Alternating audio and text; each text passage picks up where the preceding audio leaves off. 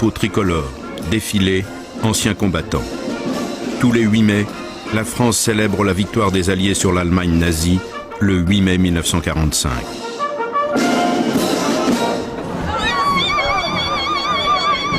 De l'autre côté de la Méditerranée, en Algérie, ce jour de gloire est un jour de deuil. À Sétif, le 8 mai 1945, pour avoir demandé l'indépendance de son pays, la population algérienne va subir une violente répression. Conduite par l'armée française, elle fera des milliers de victimes. Point de non-retour, blessure irréparable, cet autre 8 mai 1945 débouchera 9 ans plus tard sur la guerre d'Algérie.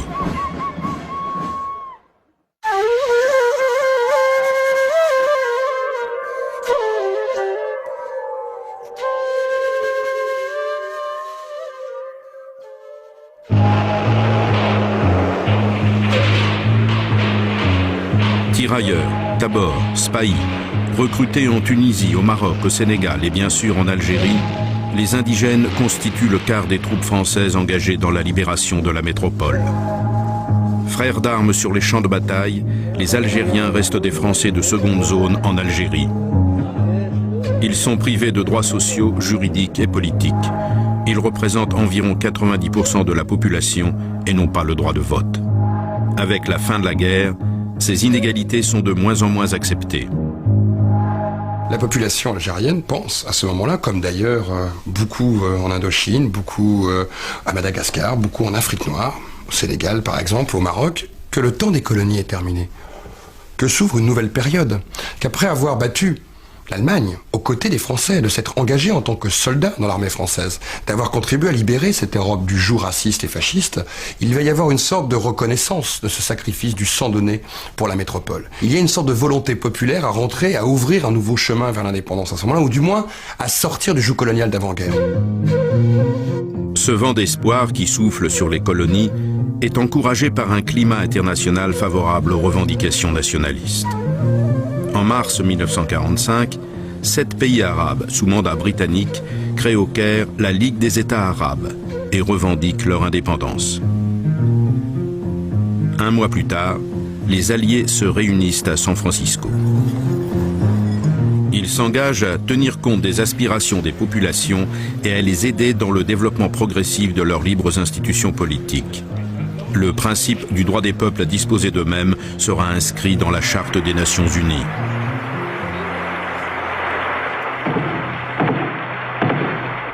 You members of this conference are to be the architects of a better world.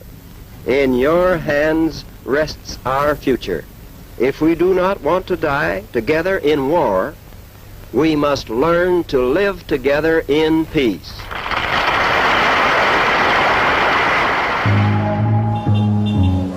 En Algérie, depuis la guerre, les mouvements nationalistes ont infiltré toutes les couches de la population arabe. Dans les mosquées, les religieux, les oulémas prêchent « L'arabe est ma langue, l'Algérie est mon pays, l'islam est ma religion ». Dans les villes, les citadins ont rejoint les AML, les Amis du Manifeste et de la Liberté, qui réclament l'égalité des droits entre Français et Algériens. À leur tête, Ferhat Abbas. Dans les campagnes, le parti le plus radical est le Parti du peuple algérien.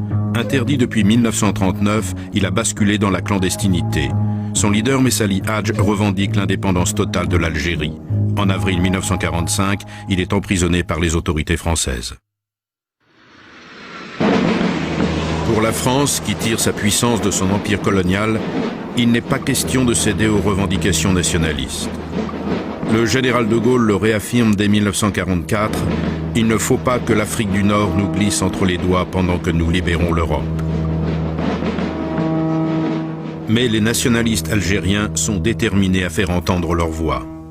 Le 1er mai 1945, des membres du PPA manifestent dans toute l'Algérie pour demander la libération de leur chef, Messali Hadj.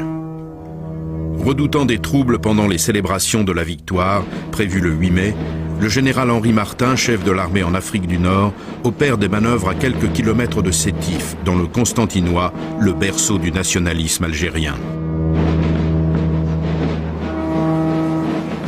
Dans ce contexte agité, un peu partout en Algérie, Français et Algériens s'apprêtent à célébrer la victoire des Alliés. Du côté des dirigeants du PPA, le 8 mai est l'occasion de faire progresser à nouveau la cause qu'ils défendent. Étant donné qu'il y aura ici la présence des alliés, des armées alliées, des officiels, de la presse internationale, il faut marquer un grand coup. Et nous allons défiler le jour de la victoire pour faire de ce jour de la victoire notre victoire, celle du peuple algérien. Comment donner un éclat à cette manifestation? Il y aura des banderoles, d'accord, il y aura tout. Mais tout cela, c'est tellement commun, tellement ordinaire. Eh bien, que cela en tienne. On prend du vert, du blanc et du rouge, et puis on se fait un drapeau. Je me suis permis de faire quelques esquisses. La majorité s'est déclarée pour celui-là, l'actuel. On a donné cet exemplaire à Saïd Amrani, responsable à ce moment-là de l'organisation du PPA, de diffuser à travers toute l'Algérie le modèle de drapeau à confectionner. À Sétif, le 8 mai 1945 est un jour de marché. Une ambiance joyeuse règne comme partout ailleurs. La ville était pavoisée, ça allait ressembler à une kermesse puisque tout le monde affluait par groupe vers l'avenue Clémenceau où là devaient se trouver des manifestations en l'honneur de cette fin de guerre. Les gens étaient détendus, ils étaient heureux. Du côté des Algériens, on se prépare à défiler. Si la manifestation est autorisée, elle est toutefois placée sous haute surveillance. Interdiction formelle de lui donner d'autres couleurs que celle de la victoire. Vers 7h, 7h30, les gens ont commencé à se rassembler ici, auprès de la mosquée. On était devant la porte, les gens venaient, il y avait la police a exigé que tous ceux qui doivent participer à la marche doivent être débarrassés de leurs couteaux, de leurs matraques, de leurs bâtons, de ceci. Les responsables de l'organisation ont ramené les drapeaux des Alliés. Le drapeau algérien était tout petit et on l'avait placé au milieu. Il y avait un monde fou, moi je vous disais pas, je ne peux pas exactement vous dire, mais quand j'ai réfléchi, je ne sais pas, il n'y avait pas 5 000, il y avait plus, il y avait peut-être 10 000. On s'est mis en route. Il y avait les porteurs de drapeaux et d'autres tenaient des banderoles où on pouvait lire « Libérez Messali, l'Algérie libre ». Moi, je me trouvais à ce moment-là devant le café Répiton. Je regardais un groupe de jeunes qui, assis dans leur fauteuil en osier, jouaient du violon et chantaient la joie de la libération. Arrivé au carrefour,